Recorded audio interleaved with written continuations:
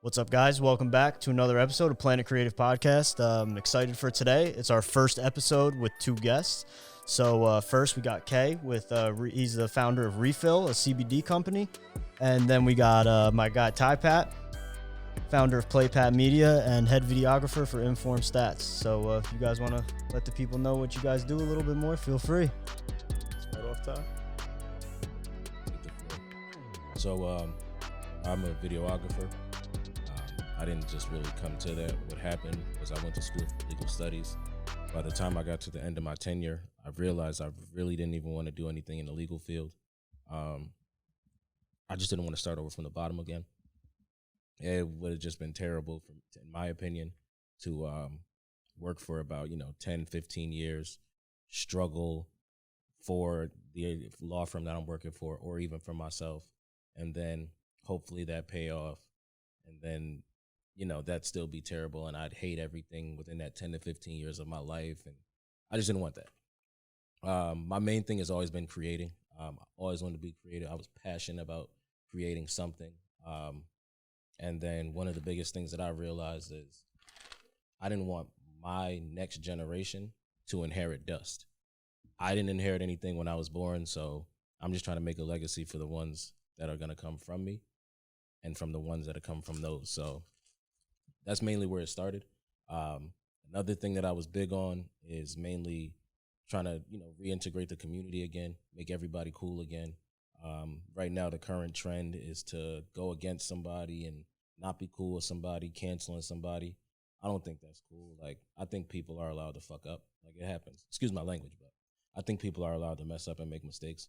One of the main things is life. Life is all about growth. You can't grow if one mistake you make, somebody automatically says, I don't want to be around you. I don't want to hang out with you. I don't want to deal with you. You can't be around any of us. That's not cool in my opinion. That's bullying in a sense. So that's all where that camera thing goes back into is by me having my camera now, I can help the community blend together because now I'm creating a moment and they have a lasting moment. Now they enjoy that. Now they want to make more memories. Where I'm from, Norwalk, Connecticut, big shout out. We're not really on the map, I guess you could say. Connecticut really isn't as on the map as other places are. Connecticut is one of the most wealthiest states in America, and Connecticut is a really small state. So just with me saying that, if we all invest that back into the community and we invest that into making movies, making lifetime memories and just embracing each other, we can really grow far. And I'm trying to be the bridge to separate that gap. So the best way I could do that, in my opinion, was with a camera. And that's where it all started. Okay. My name is Kayvon Reid, owner of Rephil, hemp manufacturer, producer. So when looking at like the history of hemp and whatnot, and the history of Rephil, I should say, I started looking into how can I help? How can I become and create sustainability, And I started looking, obviously, into the marijuana industry. But then I started seeing, these permits is like $200,000. And, yeah, that's the beginning permit, in 2013. So for me, I don't got that. So I had to figure out something. So I started doing a little more research, and I started looking into hemp. And then I'm starting to see that hemp was the building block of America. When you start reading and you start researching that the Declaration of Independence was written on hemp, hemp was the main commodity of the colonial times. You're like, yo, why don't I know about this thing? Start doing a little more research, and I see that this one plant makes over 52,000 products. So I'm like, damn. You feel me? So I'm like, yo, why don't I know about this? That's when I started getting into it. And for me, I'm looking to, create generational wealth. Once again, have a sustainability in my life and in future generations. So I figured that hemp was the best way. And just in my journey of handling this hemp is bringing me to express my passion in agriculture. And when you look to see that, you know, you need the earth and you need to be able to grow your own food. You need to be able to build your own land, create your own opportunity in your own jurisdiction. It's not more on dependent on the system or dependent on other people, because you never know when those people could turn against you. So for me, it's about setting that comfort zone in myself and for my family.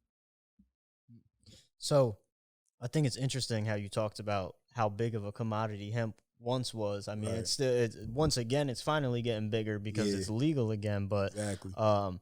yeah, it's crazy how, like you said, the Declaration of Independence was written on, and it's crazy how I've read articles how if you make like bricks out of hemp and things like that, it's stronger than the actual foundations of houses we use right now. Exactly. And it's sustainable and all that, and it kind of just got undercut in, you know, I think it was like the early 1900s, Early right? 1900s, yeah. All because of some psychopath who was a big newspaper guy. He owned a newspaper, and then, you know, people were money and greed at the end of people the were day. crazy back then, so they eventually flipped it on to, you know, they pulled the race card with it to then do it against Mexicans and against the black community. And it's just the history of it is crazy because, like you said, it's such a it's something everybody should have access to, because there's so many benefits to it, not only with sustainability, like we've been saying, but for your own personal health as well. Yeah, it reaches all different industries in America, or not even in America, but globally, down to medical, down to textile, down to infrastructure, down to technology, down to production. So all of these different industries that one plant can affect, it has to be taken advantage of, and we have to use that opportunity. So do you create products with the hemp, or are you more of the manufacturer and grower? What we actually do is we start with the growing and cultivation process, and then from there we transition into the processing. So we're changing that raw material into that processed material. So it would probably be an oil or that fiber. I actually have some products with me right now.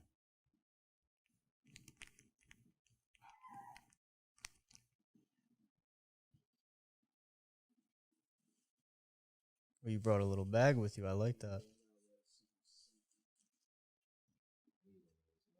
Is that a hemp mask? That's crazy.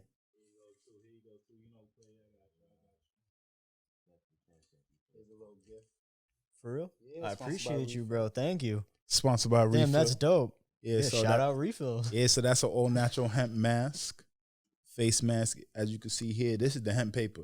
This is hemp paper. Can I touch it? Yeah. Oh, damn. It's like, that's good it's paper. Heavier. Yeah, it feels like way that's nicer. Great quality paper. You feel me? Of course. That's the Rephil dollar right there.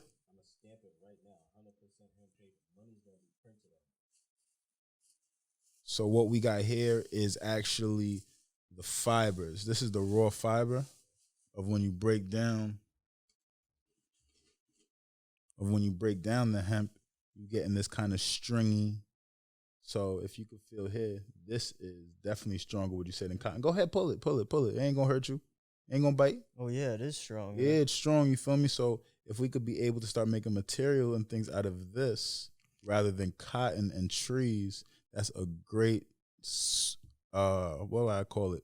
A substitute, you know?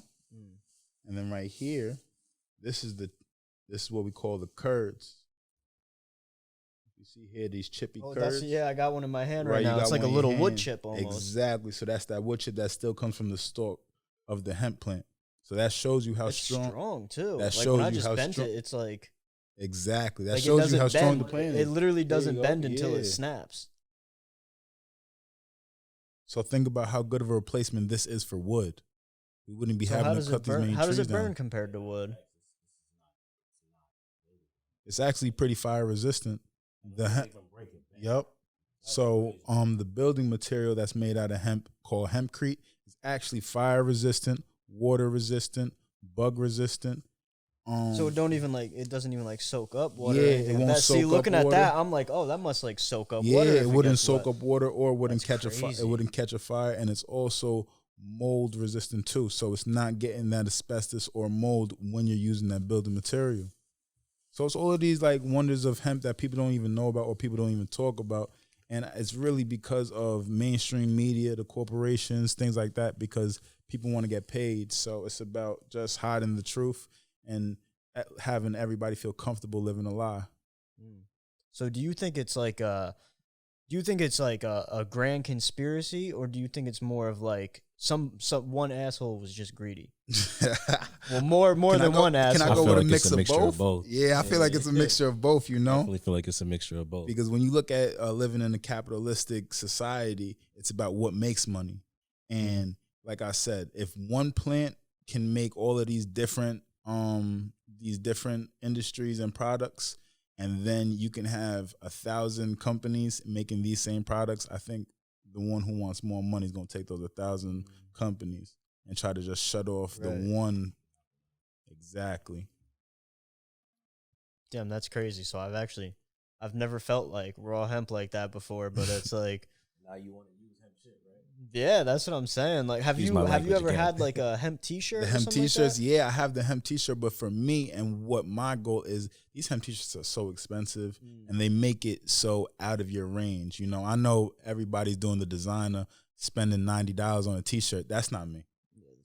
Exactly. They're I go to the outlets. If I'm gonna get some fancy shit, I go to the outlet. I'm gonna go for the 3 for $20s. That's big Tommy guy. Big Tommy Hill. Tommy got the sale. Tommy got the sale in TJ Maxx. Y'all be playing yourselves. Tommy's you can find some nice shit. Like exactly. TJ Maxx and Marshalls for the low too. Tommy got that heat. I tell you.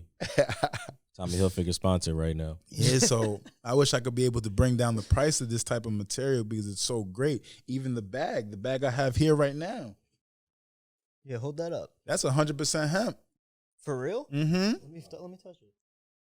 Oh, damn. And it doesn't even like feel any different. If anything, it almost feels more durable. Exactly. That's like kind of. It feels like heavier. That's what I was gonna ask you though about like when it comes to hemp clothing. Is it heavier? And if it's heavier, does that like take away breathability compared to cotton? So the thing about hemp is it actually is temperature regulated. So if it's hot outside, it's going to become more breathable. The material itself becomes more breathable. And then when it's cold outside, it locks in. So it's going to keep in that heat. So it really depends on whatever temperature it is going to adapt to the temperature. Damn, that's crazy. So this shit has like a fucking mind of its own almost. Yeah, it's cannabis. That's true. So it started off you looking into the marijuana industry, right? And obviously the permit was crazy. Exactly. So you moved to hemp. So what is like your next goal, or what is your, I guess, dream or end goal for this? Is it to eventually do hemp and cannabis, or just focus on the hemp side of it? Like where do you see this going? It's funny that you say that because hemp and cannabis is actually the same thing. They're all one and the same. And it's just a matter of the mainstream media and the propaganda making it seem like they are two different entities. Yeah, one has more CBD than the other or THC than the other. The only difference between marijuana and hemp is the matter of the THC, which is the psychoactive effect. Other than that THC and that psychoactive effect, both of these things are the same thing. Okay. They come in one and the same. Think about first cousins. Okay. That's how I look at it. Yeah. So for me, I would say the end goal is being able to incorporate hemp in everyday life. So we're not destroying the earth anymore. And we're actually rejuvenating and permutating the earth rather than aggravating it and destroying it. So think about all wood products are going to be made from hemp products. Because hemp grows faster too, right? Exactly. It's only 4 months for it to grow and fully mature. Oh, damn. So when you start thinking about things like that, put things in retrospect. Damn. So like with hemp, can you grow it the same way that people grow marijuana? Like can you grow it indoors, or you can grow it indoors, you can grow it outdoors, shit, like all that type of stuff? Yeah, you definitely can. That's crazy. Damn. Because like, so it's like there's this old farmland. Like I told you, I'm from Poughkeepsie originally. So there's this like there's some farmland out there once you get away from the city of Poughkeepsie, and like there used to be this huge piece of property that was like all cows back in the day, right? Now I go probably a year ago, I went home and all of a sudden I'm looking and I'm like, yo, what the fuck are those? I was like, are those pot plants in the field where this cow used to be? And then there's like a barbed wire fence around it, and I see this sign, and it's like, it was hemp. They were, a field of hemp, like as far as your eye could see this field, bro, all the way to the tree line, which had to be like 2 miles off the road. Like you could just see plants on plants on plants. So like, how fast is this industry growing?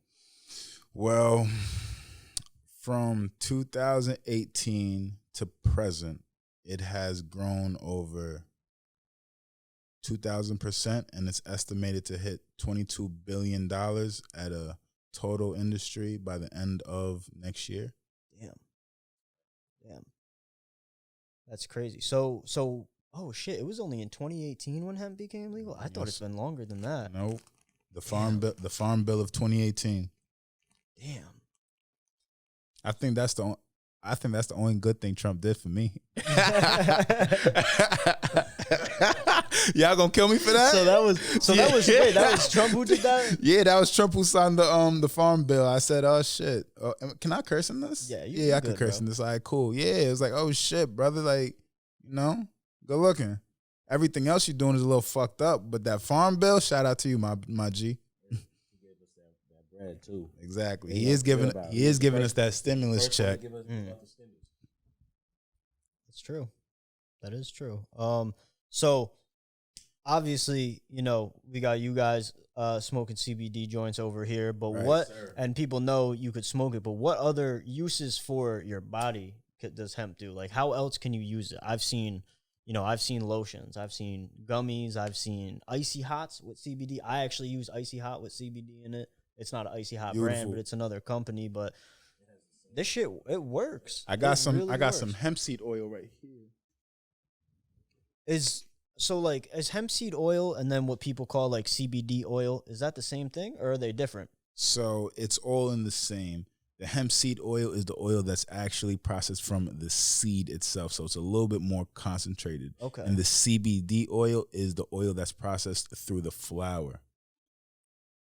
All right, I get what you're saying. You get what I'm saying? Yeah, so one's made from the flower, CBD comes from the flower. Right. The hemp seed oil comes from the actual plant itself, right? The seed. Oh, the seed. The seed. You can use each and individual part of this plant. Is it kind of like a how people use like chia seed or like flax seed? Yeah. Kind of like the same thing? So with those seeds, you can make milk, you can make flour. Damn. Yeah, these are all these things that you can make from the seed. That's so crazy. I didn't obviously I knew it's used for a lot of stuff, but I don't know, you could literally almost make anything you fucking need with this shit. Like, it's a hidden gem. So being that it's a hidden gem, just like most gems, you got to find them. And once you find them and you try to tell people about it, it's, I don't believe you. You got to show me. And then by the time they see the results, it's way too late. Yeah, so I've been on the CBD wave since it started, honestly, because my mom is back when I was a kid, me and my dad used to call her the voodoo lady, because she was always into the essential oils and shit like that for years, before it became beautiful, a cool hipster thing, you know what I'm saying? Yeah, before it became trendy. So she's been on that, and as soon as CBD became a thing, she was talking about that. And so I've been on it for so long. I said been on it like it's a crazy drug, but I've been taking it for so long, and it's kind of the effects are really crazy. If I take it in the morning, I feel calmer throughout the day. Right. If I've just finished a workout and my legs are killing me or something, I put that CBD icy hot on, and it's crazy golden. And the funny thing is, everybody has this type of anxiety, especially in New York. New Yorkers, we have a state of anxiety that's so comfortable for us that we forget. Are you from New York? I'm sorry, I don't think you mentioned that. Oh, sorry, I am from Westchester. I'm from Westchester, New York. Shout out Westchester, the 914, Grind 14. That's where I'm from. So continue on to what you were saying. I can continue, right? Apologize. I definitely didn't introduce where I was from, so that's one thing. We'll get into that later. So just being in New York, you have that sense of anxiety. So it's yo, relax, chill, and then you could go about your day. You could think a little better. You could operate a little more smoother. You don't have that irritation with you, No, I definitely get that, because obviously, I'm not from as close to the city as you, being from Poughkeepsie. We are considered upstate. I would argue that. If we want to pull out a map, we could do that. But even there, it's it's the same thing. People are just as soon as you wake up, it's go, move, go. Yeah, and it's the only way I realize I walk fast is when I leave New York and I'm walking in other places and I see everybody just chilling, and I'm just down the street and I'm like, oh shit, Yes, like, sir. let me slow down a little Yes, bit. I feel that too when I go to like another state or like down south or something where everyone's like more lackadaisical. I'm like behind people and I'm like, yo, get the fuck, like, come on. Yo. Like I start like jumping around. Like it's funny though. So you said we could get into a little more about where you're from and all that. Why don't we do that now? So my family's originally from Grenada. That's an island in the West Indies. That's my mom's side, and then on my father's side is Jamaica. Both of them West Indies. First generation American. Grandma came in what I say the early 80s. She set up shop, and she moved to Tuckahoe from Brooklyn. From there, ended up growing up in Tuckahoe. Being in Tuckahoe was one of the most interesting environments I've ever been to, because I'm coming from a West Indian background, and I'm in a white community.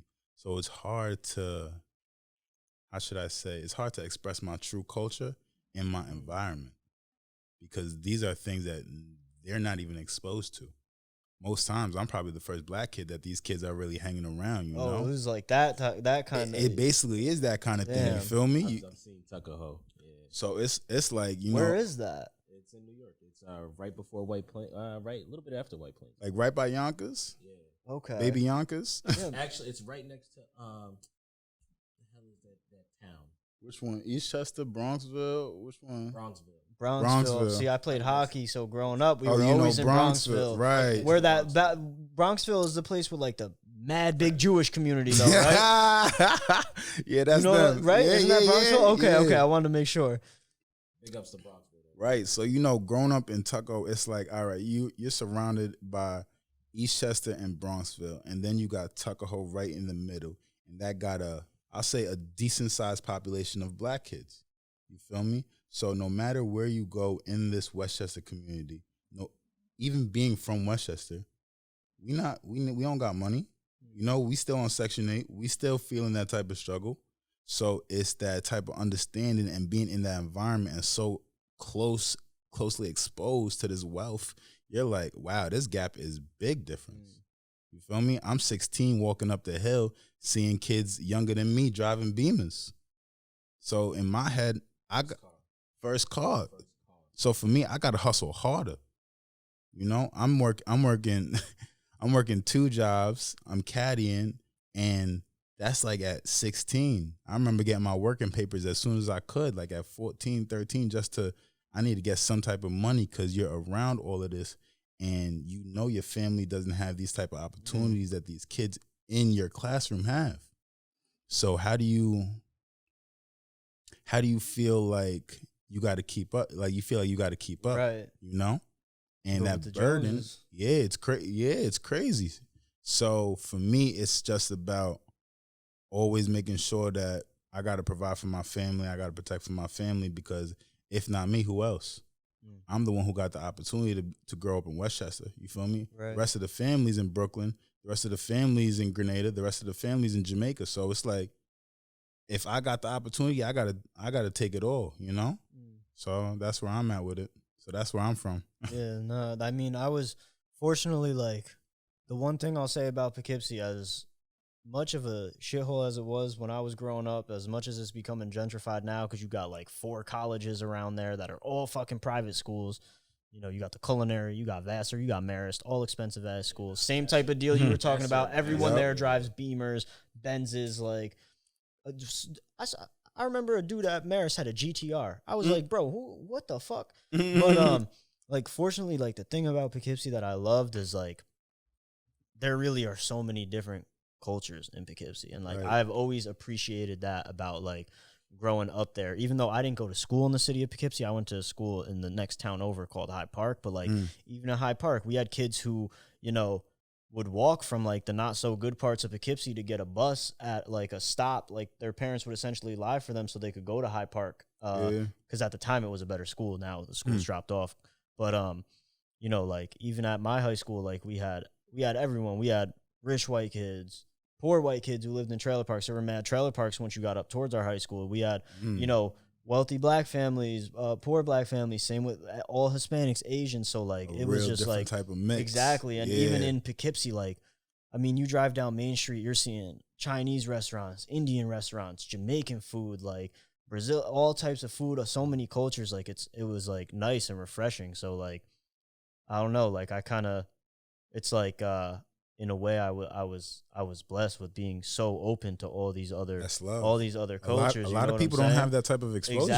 Exactly, and that's like the thing that I'm thankful for about growing up in Poughkeepsie, and even like New York, because I feel like that's also kind of a New York thing. Like New York is really such a big melting pot, especially as you know, maybe not in those Bronxville areas, because like I said, I played hockey down there, bro. So them houses are crazy. You're driving through there, bro. You're like, that's what I'm telling you. So like, imagine going over your friend's mansion, and then you're coming back to the apartment building. That's a 5 minute drive. That shit humbles you real fast. Humbles you see you like what's really going on, right? Real fast. And at a, like, you felt like you were at a young age exposed to, how do I phrase this? I don't want to say like the evils of the world, but maybe the things that are backwards in the world because of like where you grew up. Like you said, you know, it was going to your friend's mansion, but then driving 5 minutes down the road, and it was like, I'll say the thing is, I seen what the world really is. You know, I seen the cover. Being there, being that. What the craziest thing is learning about slavery, and you're one of the 2 only black kids in your class, and they looking at you like, and I'm looking at them like, and what? The teacher that's teaching you this isn't black, like is not black. So the narrative of how you're getting taught slavery is completely different. But the interesting thing, if you're in Atlanta, exactly. But the interesting part is my kindergarten and first grade teacher were both black. They were black women. So I guess starting off with that foundation right there, having black women allowed me to get a little more comfortable in that environment. Then after that, it's like, oh, now I'm dealing with racism. And now I'm dealing with passive racism as a young black kid. So it's like, how am I behaving? I guess to say. And the worst really is systemic racism, because you don't even really know as a kid that what's really going on. Hold that closer to your mouth, Tapa.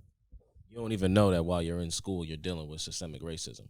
You're just realizing, like, I'm a kid in school trying to adapt and, you know, show the rest of my peers I'm as cool as them. Exactly. I have the same interests as them. And then it gets even deeper, because it's now like, okay, even around my the black kids, I'm still West Indian. So they don't really understand. So they still then they don't understand that part of the background too. But it's like, all right, cool. Like at least I'm around some black kids. So what do you mean by that? Like the West Indian thing? Because let me just get a little dab into me. I'm mixed with both. So my father is from Jamaica. I'm the first generation from his side to be born in America. I'm the first generation from his side to be born in America. Shout out them first generations. Big facts. Big up. My mother's side is all from South Carolina. So me growing up, I've had the beauty of seeing both cultures. Both cultures are black-based, but they're completely different. Right. In a sense, it would be holidays and celebrations, like family stuffs and morals and everything is kind of similar. The best way to describe it would be kind of like Irish and Italian. I've had the beauty of seeing how both cultures actually mix as well. And seeing that, I would say Italians more so move like how West Indians do, if I had to give a comparison. Just being the sense of, you know, big family, big culture. Food is one of our main things that we celebrate with each other. We stay natural to our own stuff. We don't really try to mix in different, you know, customs or properties of things. You know, that's just how it is. Things are very conservative. Because I'm Italian. When you're raised up, you know, you're really spoken. And now I know a lot of people, Irish people that are, you know, taught Gaelic, which is, you know, the hardest Irish language to learn. Gaelic, but all types of different Irish. But Italians really speak Italian at home. Like they really, really speak Italian at home. Like especially if you're fresh from Italy. It's a very conservative culture. And another thing too that so like, is there like, sorry to cut you off, but is there like, so like Irish and Italians like kind of got like throughout history, and even when they came over to America together, there was like that little beef. Yeah, you know what I'm saying? Beef, yes. So is there like that same thing with? Yes and no, but I say more so it's heavy on the no side. There's no real beef. It's not but beef, it's just confusion. Okay. It's the miscommunication. So and that's why why I say it's confusion. Yeah. So if we're in a club, so for example, if we're in a club up here in like a New York, a Connecticut or somewhere, and dance hall music comes on, or reggae music comes on, and it's like new shit, like shit that came out this year, last year, whatever. The people up here will dance to it, they'll rock to it, they'll love it. If you go down south more, saying you do that, because down south is more, black people. Like up here is a melting pot. Right. Down south is more, you have black and white, and then there's a mixture of, sprinkles of different cultures down there. But it's more so like that. So being that, when you go play dance hall music down there, like, they look at you a little bit different, like, what's this? Like, unless it's something that's nationally known. Like, but for example, I knew one of my boys freshman year when I was in college. He was from Virginia. We all know Virginia, and we can all classify Virginia as the South. Now, him being from Virginia, that's facts. When he came up here to Connecticut and he went to school, he said that was the first time he met somebody that was Haitian. Same look I gave him. And I was like, what do you mean by that? And he was like, in Virginia, he was like, there's only black and white, really. He was like, I mean, there's Asian and Spanish. He was like, but you really don't see that many Spanish. And then at a lot of HBCU schools, you go to a lot of HBCU schools, which are primarily down south. You go to a lot of those, and it's more so black people, wealthy black people. You got your separations of economic, I guess, status of black people at these HBCU schools, and a little bit of white people. But like, I feel like it's changing a little. It's definitely changing. The narrative is definitely changing now. So because like a lot of Jamaicans or whatever West Indies that you are, they've either came with a lot of siblings who've had kids who are now, our age, or people that are older. But look, the thing is, because back to the point you're trying to make about the differences, I feel like a lot of it comes from the mannerisms, the gestures. It's the small things, because let's say in the Caribbean, you're very hands-on. You're more active down there. Yes. Right. Everything is done by hand. I've had to wash clothes by hand. Literally, you have to rub them together, dip them in. You have to, and it's so real that you have to go catch water. Yes. What do you mean? You have to go. See, like, I don't even. I'm like, wait, what do you mean? You have to go, and you have to either, if it rained that day, you'll get lucky, and there's water in the big jug. And if there's not water in the big jug, you actually have to go either. Luckily, if you have a good neighbor, a neighbor to go get the water, or you gotta go get the water, and then from that, you now use that water to now wash your ass, like wash your clothes. You use that water to do whatever. Most Jamaicans and a lot of West Indies places and a lot of Caribbean places, they have like a big drum in the back, and it's big and black, and it just is open, and it usually catches water. Catches water, and at the bottom is a pipe. So it's like so weird then, because like, I mean, I've been to like Jamaica and stuff. Obviously, it was on a resort. Like, it's like not a countryside like, where you're gonna see that. It's like so weird because like, I don't know, like, obviously, like, it's two even right outside the door. Exactly, that's what I was gonna say. Like right outside the door of the resort. Like I remember being a little kid and like riding through Jamaica on like the bus, I guess, or like taxi. Like they call them buses. Yeah, it's a van. Yeah, like the vans you get at the airport is what I'm talking about. Yeah, like they that. Call them, in Jamaica, and we call like them buses. I like literally remember like being like one, it's like so different from America, and two, like once I got inside the resort, I was like this like right outside, like you see people who have like tarps on their roof. You know what I'm saying? Because like I don't know if like part of their roof collapsed or what, but like there's tarps on the roof, and then like I'm inside this gated resort, and like it's mad nice, and like as I got older, like low key, like I'm gonna be straight up, that shit made me feel weird. Like so me and my girl went to with my family, we went to want to say, was it the Dominican Republic? Might have been the Dominican Republic, I think. And while we're there, like, all this seaweed washed up on the beach. Right. So, like, we're laying on the beach, but then, like, you got all these people cleaning up the seaweed, and me and her were like, this, like, Weird. this don't feel right. Like, I was almost like, I'm about to go ask them if they Like, got, like, do you an need extra help? shovel. Like, do you need yeah, help? like, Yeah. because I was just like, this is just like, and then, like, we got mad close when we were there with this dude. He called himself El Pollo Loco, the crazy chicken, and he was like one of the resort workers, and like he was just telling us like they get paid dog shit to work on those resorts, and they're there like definitely. all day. Yeah, I'm like, yeah, yo, definitely. this is Bro, like it's like a scam almost, America bro. is the best place to make money. I don't care what anybody says. When it comes to getting paid and finding somewhere to get paid, it is America. America is a big gold mine. Like, we print money every day. Literally. And the money that we don't use, when we print it, we burn it. Yeah. No other country is doing that. Like, America got the most gold in the world. And By a crazy amount too. Check the commodities list. By a crazy amount too. And we're the biggest. I in my opinion, I don't have any numbers to back this up. That's why I say my opinion. But, I love the disclaimer. You got to. But we're the biggest consumers. Like, in this state, we are the biggest nation that consumes products. Yes. I don't know, bro. You ever seen Australia? I'm looking at China. In Australia, they be decked out in designer for no type of reason. You ever notice that? Like, you ever meet someone from Australia and they're just in like Burberry head to toe? You're like, yo, what the fuck? Like, where are you getting There is a this money from? 14-year-old kid in Chicago that don't even sell drugs that got that same fit.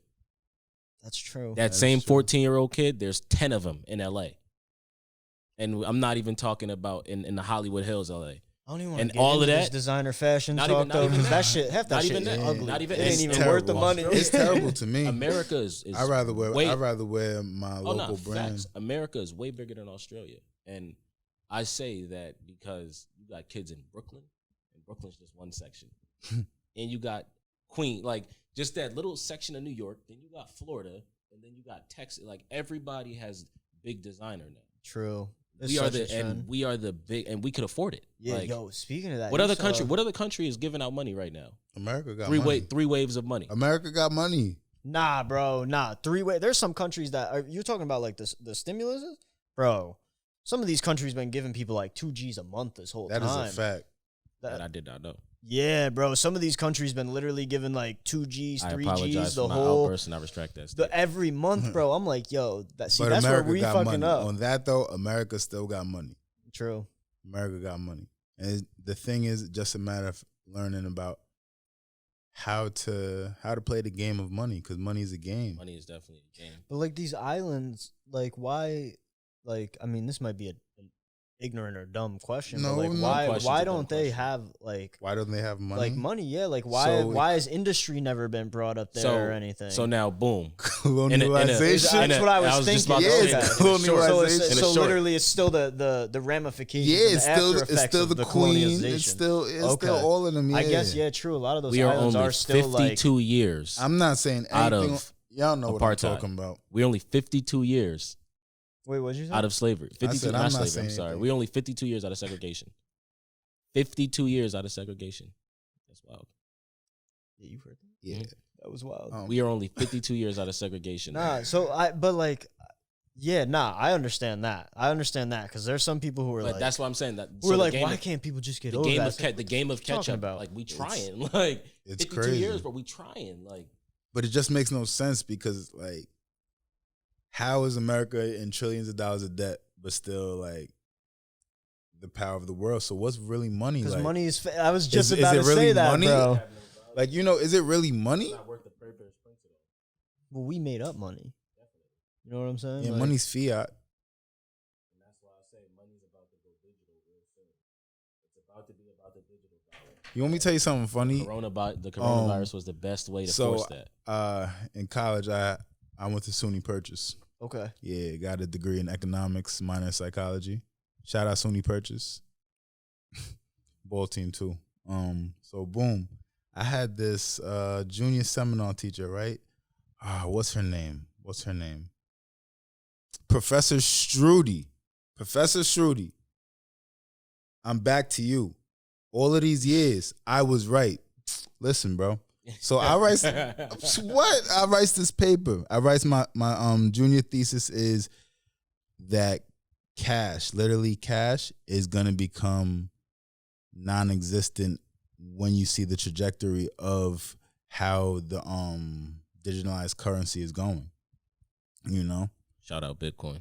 And when I presented it, she blasted me because she's an old-fashioned economist. Yeah. So it was like, oh, you don't know what you're talking, this and that. I'm like, I felt so embarrassed. I was so embarrassed. Hold up, I'm in college, bro. For me, it's like, yo, who the fuck are you talking to? But I have to keep my composure because now I'm 6'5", I'm black, I'm in SUNY Purchase. I'm in a liberal arts school. I really got to keep my composure. So it's like, you know, let me just take a deep breath, walk out, walk back in. Everybody in the class, she was like, yo, she didn't have to OD like that. Like, she was coming at me, bro. And I ain't gonna front. After that day, I had to switch my whole thesis. Like, my whole confidence level was so distraught. And when I looked at it, the next thesis I did was talking about per capita, how likely can you get wealthy when you live in the projects? What's the likelihood of becoming wealthy? The level of wealth coming from the projects. And it's 0.3. What? Point. It's not even a whole number. 0.3%. It's 0.3%. It's not even a whole number. If you live in a housing authority. So that whole bullshit of like pull yourself up by the bootstrap is like complete bullshit. Complete bullshit. Complete bullshit. 0.3%. 0.3. I got a 0.3% chance of pulling myself up, but out of 100 and becoming wealthy. Out of 100, I got not becoming comfortable. Chance. Not becoming comfortable. Becoming wealthy. And that's what I'm saying. Jay-Z is that 0.3 out of Marcy projects. Right. Not saying that there's not a lot of wealthy people out of Marcy projects, but I'm talking out to the point where he could stop everything he's doing right now and never have to do anything again for his generation. Yeah, he could have done that like 15 years ago. He's the 0.3 example to that. So he's the 0.3 that we're just saying. Like, so that's why, in a sense, I always say we only 52 years out. Nah, and I agree with that statement because I've had, you know, obviously after fucking, you know, all the Black Lives Matter stuff, there were a lot of people exposing themselves on social media and all that, and there were people. I mean, I was even getting into it with people because people were just saying dumb shit. Like, it's crazy. Like, it's the way like what you were saying. Like, well, why can't people just move on? Like, it's not like that anymore. People are too emotional. If you look at people are too emotional nowadays. Too emotional. But it's because they don't know how to like. I'll give you some real shit. People don't know how to really like contain their emotions because this is the aftermath of that drug wave. Facts. If we really want to be really real, all of that party, that rave phase, everybody been through it. Everybody partied. Everybody had that moment. You feel me? There was that era, and now this is the aftermath. So when people are really trying to use their brain and really trying to gather their thoughts and their emotions and things like that, and they can't really grasp that, that's the after effect. So a lot of people have to detox because people don't understand how long these chemicals stay within your body stream, especially if you try to live, that semi. Now, instead of doing all of them drugs, you're just drinking and doing whatever you're doing, but you're not detoxing. You're not eating healthy. You're still eating processed food. All of that stays within your system and your bloodline. You think that's like one of the reasons people have been wilding out? I feel like that's definitely a reason why. That's 100% why. I never I thought feel like of your it that stomach way. is another brain. That's facts. Your stomach, doesn't your stomach? I'm not the even food. gonna say it The 'cause I don't know food the is exact number thing. one. Food is number one, and that's why I say it's your brain. and that's why this comes down to the foundation of Rephil. Back to this. This is what comes down to the foundation of Rephil. Understanding that it starts with the land. It starts with the food. It starts with the hemp. That's where it comes to. That's why I let you know it's the triple entendre. Refill your life. Rephil is actually both of my last names put together. Reid and Phillip. Yeah. Rephil. Fuck with that. That's that. I like that. That was creative as fuck. Yeah. we told me that. we could like the hemp for that one. But yeah, nah. So What is next for Rephil then? So Creating we actually that generational creating that generational wealth. Right now, currently, we actually have a farm down in Georgia. That's dope. Yeah, we have a 10-acre farm currently in Georgia. So the growing season just started. First full moon of the season just happened 2 days ago. What does that mean for agriculture and stuff? Is that like good luck or? Oh, so it just means the beginning of the season. Oh, okay. So when you're looking at agriculture, it's really about understanding the cycles of the earth and the cycles of what's going on around you. So you're looking at the rotation of the sun. You're looking at the rotation of the moon, seeing when the moon is, looking at the phase of the moon. So you're going to want to start on the first full moon.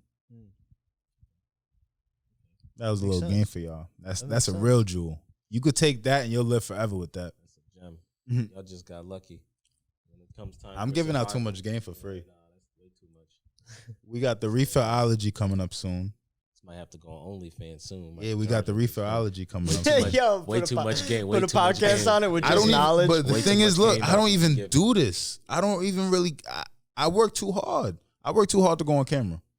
I just started going on camera. Just started like doing all of this. My inner circle told me, "Yo, okay, you got to go out and Yeah, well, I appreciate you coming on because Pat told me about you, and I was like, this is love. Well, I remember when you first followed me, and I was like, I saw obviously Patt Media, and you followed him back, and I was looking through the page. I was like, wait, who is this? And then he texted me like probably 20 minutes after you followed me, and was like, yo, my boy, da da da. And then from there, I was like, yo, let's do that. Like I was like, of course, give him my make a group message or something, bro. Like let's get this going. Line it up. Like I'm happy we finally got this done because one, like your products and what you do is something I truly believe in as well. Because like you said, for too long, like we've been treating the earth like shit. We've been it's just time to give some earth. It's just time to refill the earth. Like I would rather take CBD and put on a CBD icy hot than take a fucking Tylenol any fucking day. That's love. Even Tylenol like that, bro. Because that shit. All day. And that shit too, like when you look into Tylenol and all that, like Tylenol, if you got bad inflammation, you take that Tylenol, it brings your inflammation down, right? But what happens when that Tylenol wears off? Your inflammation comes back, but even worse. You know how many people are addicted to Advil? You know how many people are addicted to Advil? Oh, bro, you don't got to tell me. And Advil, if you want to talk about gateway drugs, is easily a gateway. Yeah, I played hockey and lacrosse, but more so in hockey. I played hockey with kids who would be like, they'd be like, "Oh, I got to take like 4 Advil before this game." I'm like, "Yo, what the fuck? Like, are you good, bro?" Like, only Tuesday. I'm like, you know, it don't work like that, right? Like, I would love to get a stat sheet on the population of Americans that take prescription pills. Huge. I grew up listening to people who take pills every day telling me weed is a drug. So I'm looking at people. So I'm looking at high people. These people are high because they're indosed. They're drugged up. And they're telling me I'm high. Alleviated from some type of pain or whatever. Like, they're tripping. Yeah, and like, I mean, in certain instances, that stuff may be needed and may work. But like, for some people, the cycle of it is so dangerous. Because think about how many people, like, they go to the hospital because they break something or they have a surgery, so they get perks. I bet and now they're addicted to that shit. I bet you I can find. That slides to a different opioid. Like, and then that leads to heroin. Unless you're in Florida, then you just go to a pill mill right quick. Which is crazy. Like, but this is the solution. The solution is the herbs. I bet you I can find a herb to substitute each different and not medicine. Even hemp. Not even hemp. I'm talking like so herbs around the whole entire world. Yeah. Like just understanding what the earth has really provided us. So it's think about it. For years, like that whole thing that's called holistic medicine now, that's like, you know, people look at it like trend. Is that trendy? I don't even know it's trendy. Nah, it's trendy. I live under a rock. I don't know. I'm sure it's trendy. It gotta be trendy. Holistic medicine is a thing, right? Yeah, but you know they call it. Really is just people doing what people in the West Indies always have done. That's all we did. That's all we did. Live off the land. And so, do you think that like the culture that your family comes from and your culture kind of influenced this as well? That's 100%. You just mentioned like that's something that they've been doing in the West Indies. Yeah, that's 100%. I'm going down. Growing up, like I'm going down to Grenada very often. Like I'm going down for about like 4 months out of the year. Growing up until like 15, that's when I started playing football. Well, no, football like varsity and shit like that. I probably even started playing football like 9 years old. Yeah, because when I moved out to Connecticut, I was playing football, right? I was busting ass. He's 6'5" though, so like I wasn't 6'5" back then. He was 6'1" back then. Besides, You're definitely a tall kid though. Definitely a tall kid. You're one of those dudes was, who like he was tall. Went home for summer break one year and came back like a whole foot taller. Yo, it was like so weird. When he came to Connecticut, he was tall and fast. He was speed fast and he knew how to use his legs. Oh man, that was the good old days. So like that's the golden days. Legs, so yeah, he was like that. I'll give him that. Football was fun. You know, it was so funny. Like I think I finished my football career like high school. After my senior year, we lost in the state chip. It was over after. Hung up the cleats. Huh? Yeah, I got denied from Brockport.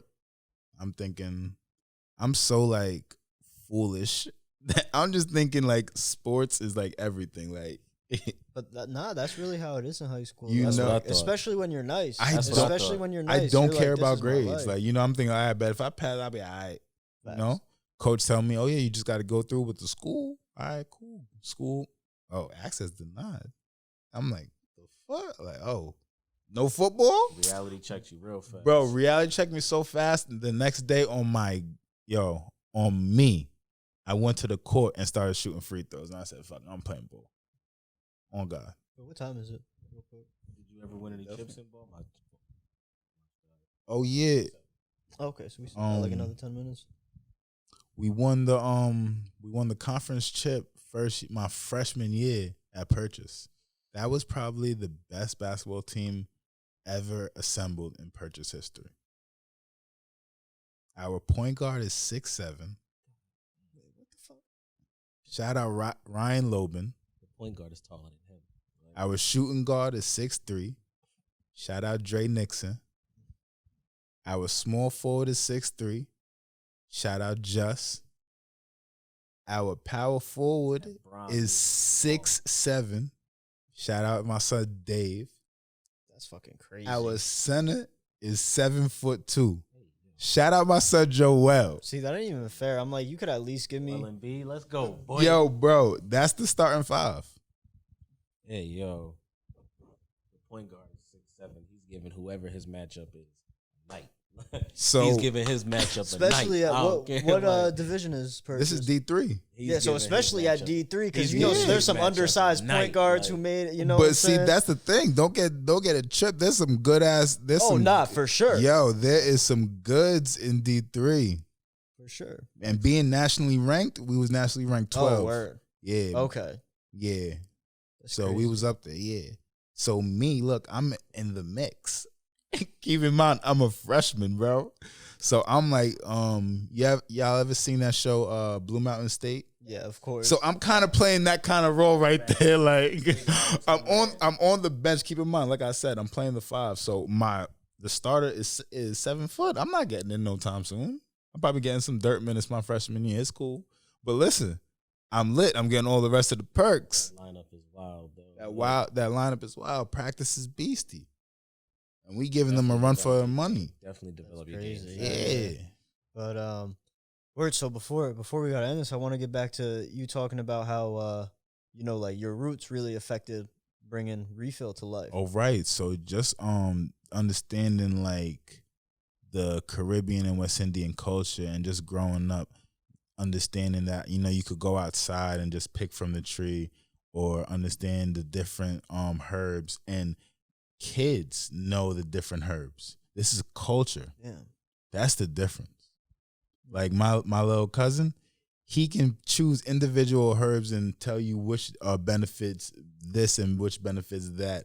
And they're so different and precise and exact. And it's just incredible to see people actually acknowledging the difference with the earth and actually absorbing the benefits that come with the earth.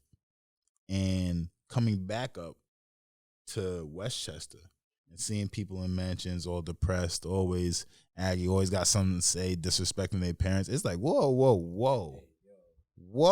what's going on right now? You feel me? It's like, nah. I feel like even in America, like going going back to like the difference between, you know, someplace like the islands and then here, like I feel like here you couldn't even like just I wouldn't want to here just go and pick a herb off a tree because like you wouldn't want to do that because pesticides and shit. Exactly. I'm scared. I'm gonna like, First thing you're gonna think about, and it's all of those chemicals. Exactly. So and down there, like it's not like that. It's not like that. You can all go natural. outside, like so. Every West Indies person has done this. You can go right outside of wherever you're at, whatever grandma's house, whoever house you at. You can pick a sugar cane, chop it right down, and you could peel a cane. Eat the sugar cane right there. I feel like that's the way to live. That's the best way to live. Doing up here, you can pick a mango off that's the tree. Best way to pick live. A coconut off the tree. All of that. Yeah. Relax in paradise. That's the way to really live, you know? Thanks. So just having that humbling upbringing, I guess it does something to your soul, and you just look at life in a different light. I could definitely see and understand how it would do that though, for real. Because honestly, it sounds like I said, it sounds like a better life doing that all day. I'd rather just chill all day than be up here with fucking all these off the land. And yeah, like that sounds so much better. Like being able to live off the land than. Like you can't tell me GMO'd up frosted flakes. You can't tell me the scariest thing is you can't tell me where none of your food comes from. Yeah, no.